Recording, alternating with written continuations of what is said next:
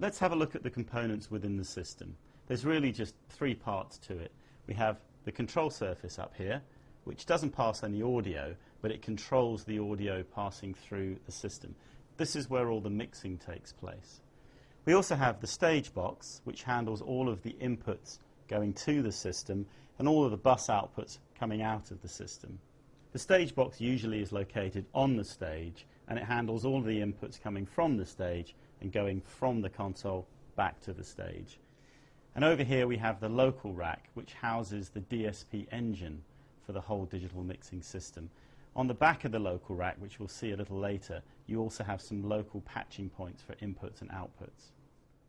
What you have here on the VI4 is 48 inputs arranged in blocks of 8, labelled A, B, C, D, E, F, over here. On the VI6, it's exactly the same, except you have an additional 16 inputs, giving you 64 inputs in total.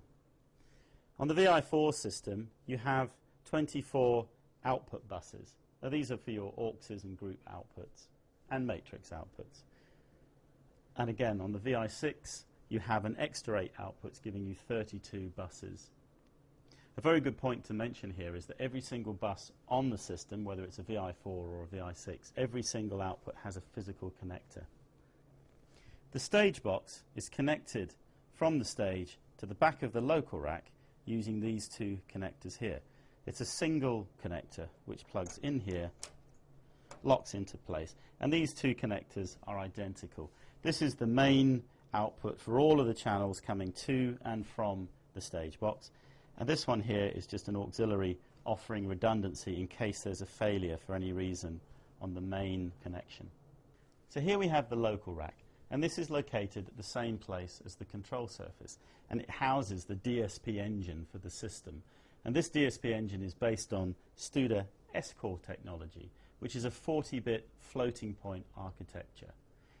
Right, so now we're around the back of the local rack, where you can see there's a lot more I/O. Along this top row here, you'll see that there are 16 balanced line inputs. Below that, 16 balanced line outputs. Now, these are very useful for creating analog insert points, which you can then insert into any of the channels on the control surface. And later on in the DVD, you'll see how we use those. There are also 16 AES EBU inputs and outputs for connecting digital devices. Down in the bottom left-hand corner here, we see that there's the monitor A left, right, and center outputs, and monitor B left and right outputs. And this is very useful if the console is going to be used in a monitor application for driving a pair of wedge speakers or for simple near-field left-right monitoring. There are also some microphone inputs here for locally patching in microphones. Over here we see the cables that come from the stage box.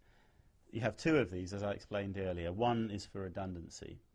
Next to this, we see this cable here, which handles all the control data that comes from the control surface. And as part of this umbilical cord here, we also get talkback and headphones, which connect into the local rack at the bottom here. We can see here that the control surface has two power supplies offering redundancy. And this is the same for the stage box and for the local rack. So now let's get back round the front of the console and get on with mixing.